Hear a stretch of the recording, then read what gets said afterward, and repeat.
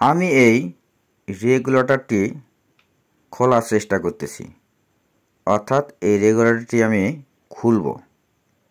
আর এটা খোলার কারণ, এই রেগুলেটর এখান থেকে খুলে এই যে বডি আছে রেগুলেটরের, এটা বাদ দিব। আর এটা বাদ দিয়ে আমি হাই স্পিড যে ফ্যান আছে সেই ফ্যানের সঙ্গে এটা সেট করব। এখন বলতে পারেন যে এটা খোলার প্রয়োজন কেন? এটা খোলার প্রয়োজন হচ্ছে, এই বডি যদি খুলে বাদ না দিই তাহলে এই রেগুলেটর হাই স্পিড ফ্যানের যে তলা থাকে প্লাস্টিকের, সেটার সঙ্গে সেট হবে না।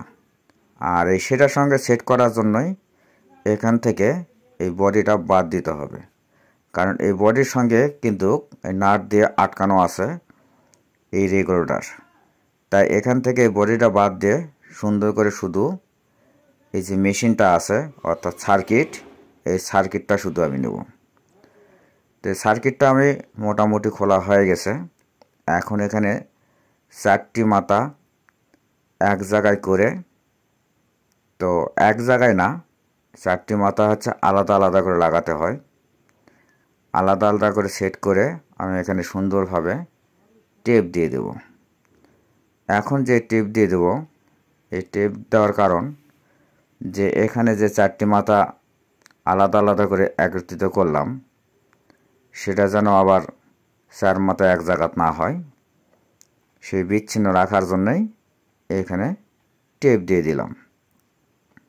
এই টেপ দেওয়া শেষ হয়ে গেলে আমি সুন্দর করে এটাই তলায় সেট করব।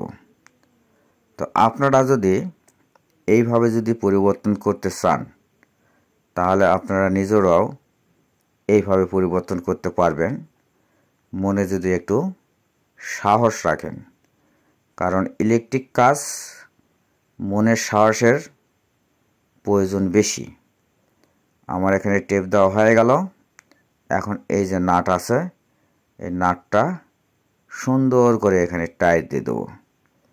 এখানে যদি টাইট একটু ঢিল হয় তাহলে রেগুলেটর ঘোরানোর সময় আপনার রেগুলেটরের হচ্ছে সুইচ না ঘুরে পুরো রেগুলেটরই ঘুরবে।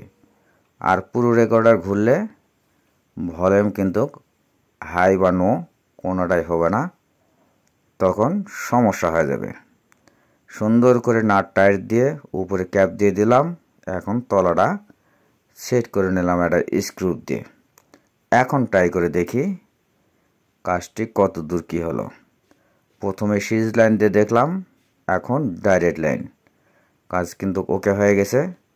এইভাবে আপনিও কাজ করতে পারেন, কোনো সমস্যা নেই।